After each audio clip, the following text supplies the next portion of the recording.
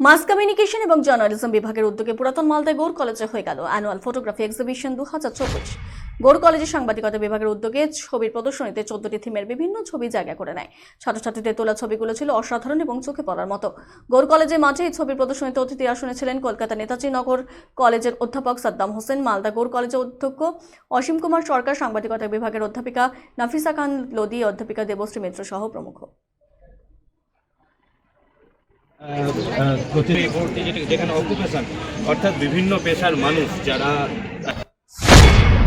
যে এত সুন্দর একটা ক্রিয়েটিভিটি ওয়ার্ক, মানে এইসব এত সুন্দর প্রদর্শনী খুব কম জায়গায় হয় এবং সত্যি ছেলেমেয়েদের মধ্যে যে ভেতরের যে ট্যালেন্ট সেটা কিন্তু এই ছবিগুলোর মধ্যে দিয়ে প্রদর্শিত হয়েছে।